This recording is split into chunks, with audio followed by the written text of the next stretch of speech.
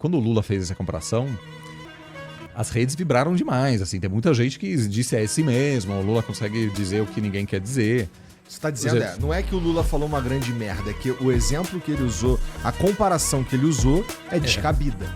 Exato, porque Que é o que eu acho. Também. Porque, assim, O objetivo era matar os caras. era matar, assim, numa escala global. E não tem a menor dúvida de que, uma vez, era o plano da Alemanha nazista, derrotar a União Soviética e depois atacar os Estados Unidos. $24, $65, $30, isso tudo é uma hora. 65, 11, 44. E olha só que bizarro. Eu tô aqui no Hot Springs, no Shane Springs, no Alasca. Tá menos 25 graus. Mas isso não é desculpa para não estar ganhando em dólar. Você sabia que você pode ganhar em dólar através da internet? Sim, e o melhor, sem precisar falar inglês. E olha só, de qualquer lugar do mundo. Eu tô aqui em menos 20 e poucos graus e ainda tô faturando em dólar. Se você quiser saber como que faz, clica no botão aqui embaixo e vem comigo. Direita que pensam coisas diferentes sobre a Ucrânia.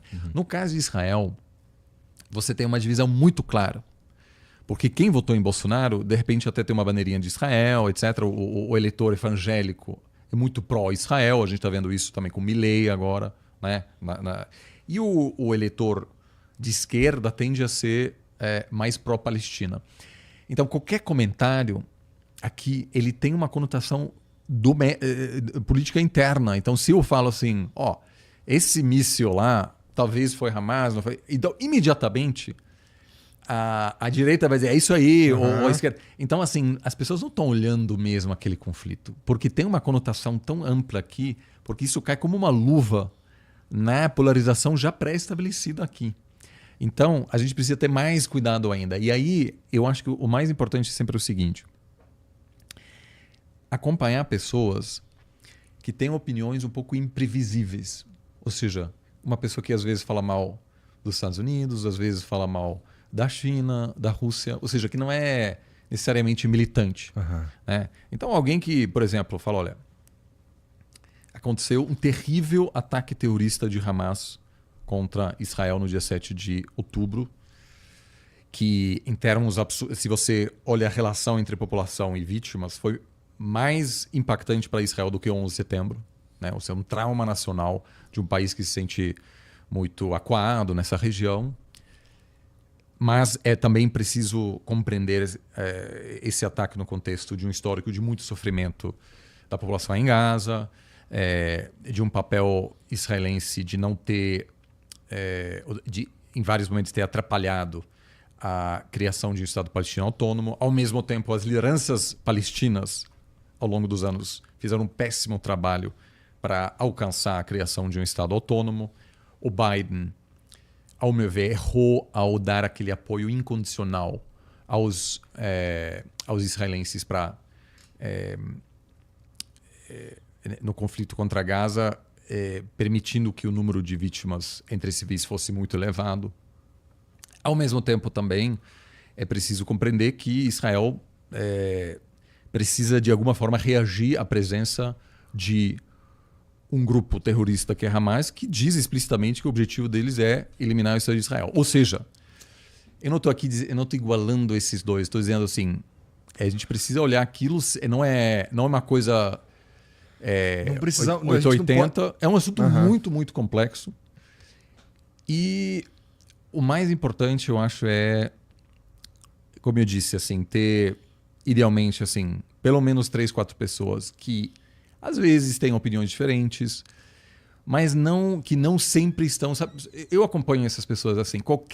Quando o fulano vai falar sobre os Estados Unidos, já sei, o cara vai falar mal dos Estados Unidos. Fulano vai falar sobre Israel, aí agrega pouco, porque acima de tudo o objetivo dessa pessoa é mobilizar os seguidores. É verdade.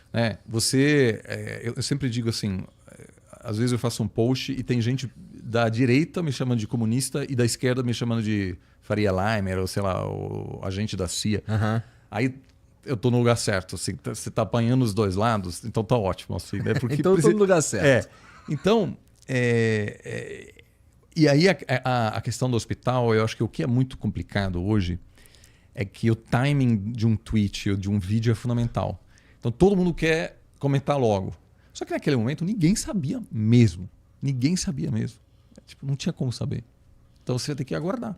E muitas dessas coisas a gente precisa aguardar meses, às vezes, até saber. Né? Até hoje eu não sei, por exemplo. Então, a gente... Não tenho certeza. Não pode ter certeza. Agora, o que, por exemplo... O que eu sei é que explodiu uma porra de um hospital e que não devia explodir. Sim, agora, e aí eu acho que é importante também buscar gente que tem onde há alguma nuance, basicamente, né? De dizer, por exemplo, eu critiquei essa comparação que o Lula fez entre a atuação militar israelense e o Holocausto. Por um motivo seguinte... A Alemanha fez um esforço global de trazer os judeus, ou seja, tentou inviabilizar a fuga. Entendeu? Então, a Alemanha não avisou os judeus, olha, vocês podem sair ou a gente vai matar vocês. Não, inviabilizou a fuga, ou seja... o objetivo era matar os caras. Era matar, assim, numa escala global. E não tem a menor dúvida de que, uma vez, era o plano da Alemanha nazista, derrotar a União Soviética e depois atacar os Estados Unidos. E matar todos os judeus nos Estados Unidos. Ou seja, um projeto global. Né? Assim, de maneira muito concreta, de invadir outros países, prender toda a população judaica, trazer para a Alemanha e exterminar. Não é, o que você está dizendo não é que o Lula falou uma grande merda, é que o exemplo que ele usou, a comparação que ele usou é descabida. Exato, porque... Que é o que eu acho também. Porque, assim,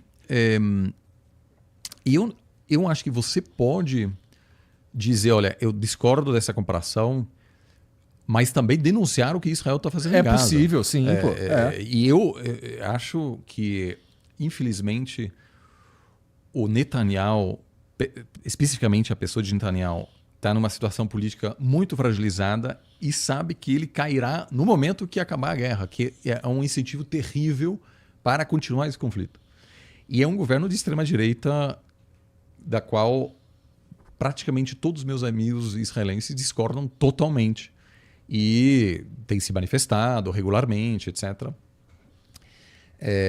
Então, ocorreram vários outros genocídios ao longo das últimas décadas. Em Ruanda, por exemplo, 800 mil pessoas foram mortas em 1994 sem o uso de uma arma de fogo. Só tinha facões, basicamente, e as pessoas foram massacradas assim, em massa. Ou seja, tem, infelizmente, uma incidência de genocídios. Em Bósnia, por exemplo, aconteceu um genocídio nos anos 90. Ou seja, o fato de usar o Holocausto, onde houve uma participação, o seu papel da população judaica, aquilo me parece simplesmente... E em função também de um projeto global que eu não consigo identificar em Gaza, eu discordei. Mas aí o que aconteceu, obviamente? Né? Você se critica, então todo mundo à esquerda diz, então você é pró-Israel. Então não, cara, semana passada eu falei que o que Israel está fazendo é um absurdo, inclusive... Eu não me manifestei contra a iniciativa sul-africana de denunciar Israel sobre um possível genocídio. Só que eu falei, a comparação com o Holocausto me parece errada. Então o assunto polariza demais. Ela deixa as pessoas malucas. Então está 100% dividido. Então quem não está dentro da minha bolha é um louco extremista. Então você tem essa situação. E aí... usar o Holocausto, que é um outro tema que polariza demais, para julgar vamos dizer, piora muito a polarização que já é um problema no Brasil. E então eu acho que foi muito infeliz assim, porque inviabiliza um debate real sobre o que hoje precisa ser feito. E o próprio Biden hoje está iniciando uma campanha de pressão para que Israel não inicie essa campanha militar contra Rafah no sul de Gaza. Porque está uma situação insustentável, terrível em Gaza e Israel. Isso os diplomatas israelenses dizem nos bastidores explicitamente, eles não têm nenhuma ilusão. Vai estar muito mais isolado diplomaticamente falando, sobretudo no sul global. A Alemanha, por exemplo, em função da sua história, tem muita dificuldade de denunciar o que Israel está fazendo. Então tem uma questão que inclusive vai afetar a reputação da Alemanha. Porque perde credibilidade, porque o argumento sempre tem violação de direitos humanos, tem limpeza étnica, tem alguns chamam de genocídio, é preciso denunciar, independentemente do nosso interesse estratégico. A Alemanha não pode dizer, olha, como a gente cometeu o Holocausto, a gente agora não pode mais criticar o que Israel está fazendo. Enfim, precisa criticar e, aos poucos, o governo entende que é também preciso fazer essa crítica. Então, Israel está passando, eu acho que por uma crise, vai passar por uma crise reputacional muito grande. Mas o problema aqui é justamente, e isso também me preocupa, é que o Milei é totalmente pró, ou seja, todos os governos de direita na América Latina são pró-Israel e de esquerda são pró-Palestina. E aquilo faz com que a comunicação dos políticos aqui na região, o primeiro pensamento que eu tenho como político latino-americano na hora de falar sobre o conflito, não é o conflito esse, é como isso vai, como meus seguidores vão reagir a essa questão. E quando o Lula fez essa comparação, as redes vibraram demais. Assim, tem muita gente que disse é esse mesmo, o Lula consegue dizer o que ninguém quer dizer. E aí, depois ele, na verdade, quando percebeu que isso gera muitas críticas, ele disse, na verdade, nem fiz essa comparação. Ou seja, ele que diz, olha, não foi bem assim, o que obviamente eu acho que não foi uma boa reação.